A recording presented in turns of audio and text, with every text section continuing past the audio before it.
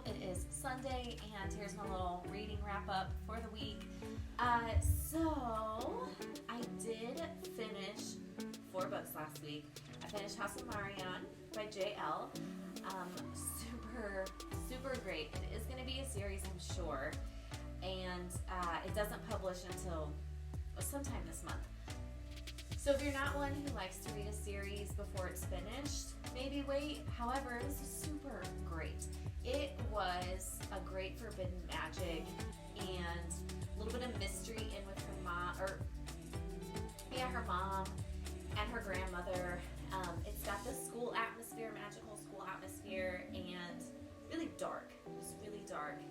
And I really like this idea of, so they get a dagger. They form a dagger with elements, with their magic, and then they infuse parts of elements or something, I think, into the blade, and you can earn like extra elements. I don't remember what it was called.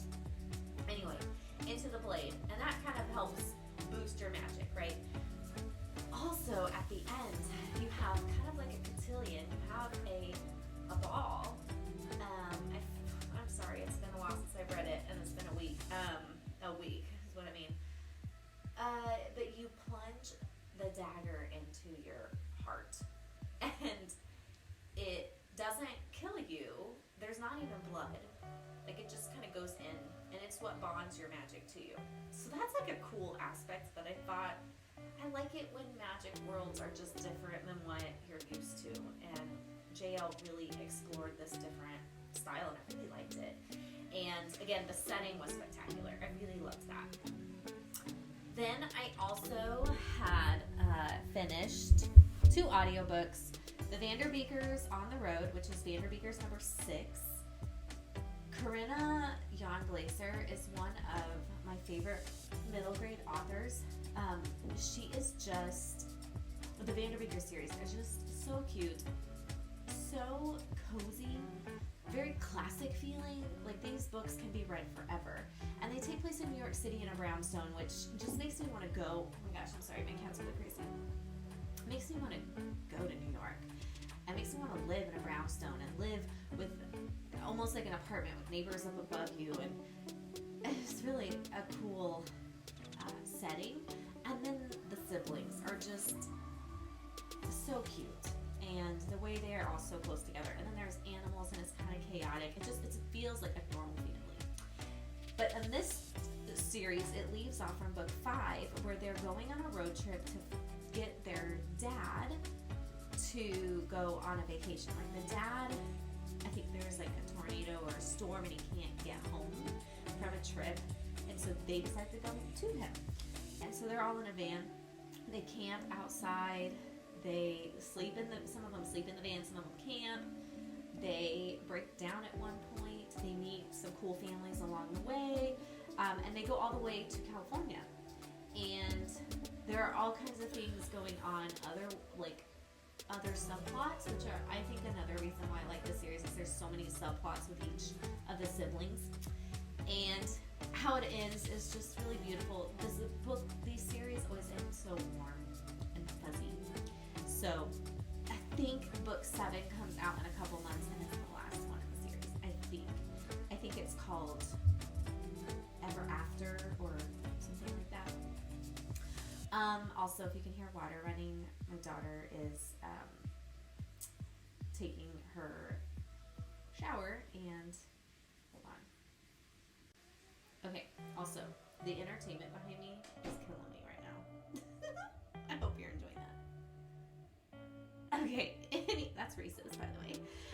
Anyway, another audiobook I listened to was Vampires of El Norte by Isabel Cañas, and this one I picked up because vampires. Unfortunately, it wasn't as horror as I thought it would be. It was very romance. Not that I didn't love the romance. It was a very... Y'all, the amount of problems I'm having right now. Teacher life. Okay, anyway. The romance I enjoyed. It was a good story, but it wasn't what I was hoping for. It wasn't the horror vampires that I was expecting. Was it horror? Yes. It was spooky. It was graphic.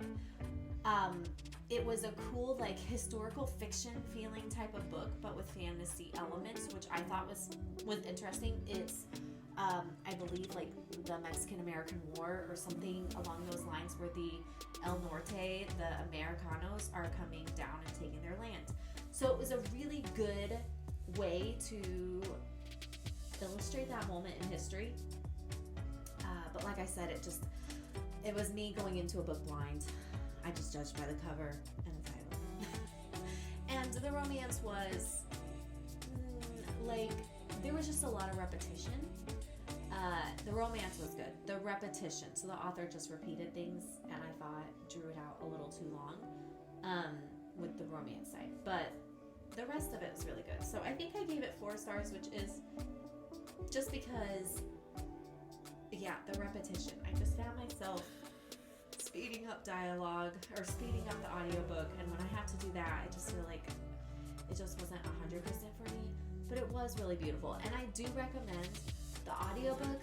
I do wish I had seen the words as well, but I liked hearing the language because I do not speak Spanish, and so to hear the words correctly spoken was a really beneficial to me.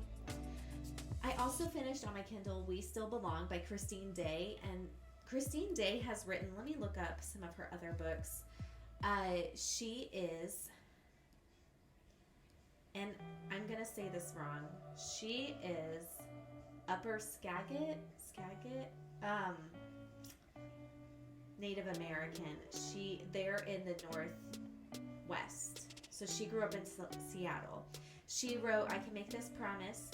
I haven't read that one, and then she wrote, but what I did read was The Sea in Winter, and that was a really good realistic fiction book, and she touches on a lot of Native American issues in a middle grade way, which I love.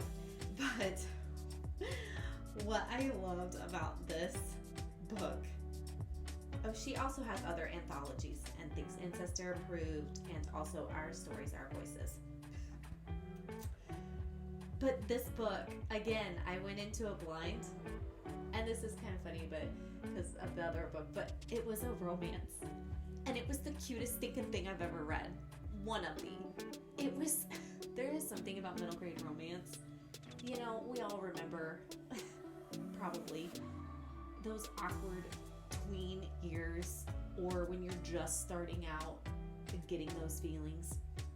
And so this book takes place over just one day, 24 hours. And she is, I don't remember her name, Wesley? She is, hold on, sorry. Wesley wrote a poem for Indigenous Peoples Day. And it was going to go in the school newspaper. I'm trying to read what, I don't want to get, I don't want to spoil anything. So anyway, she plans on using the poem to ask her crush out to the dance, and things just start getting in her way. Her day does not go well, and so it's basically following her whole day, but the amount of love and support she has, her friends, her family, and then it's touching on important things of her Indigenous culture, the pieces of her self-discovery. Just, there was so much packed into this book for it to only take, yes sir, 24 hours. Like, that was brilliant. And the message of it all is wonderful, and like I said, the romance was so stinking cute. It was just so stinking cute. So I really recommend that book, and I think we need books like this because they're just, like I said, this is when it's beginning, this little flames, and I think it's cool to explore that. And it was in a good, really awesome way, and it also had so many other positive messages. Alright, so that's my end of my reading week.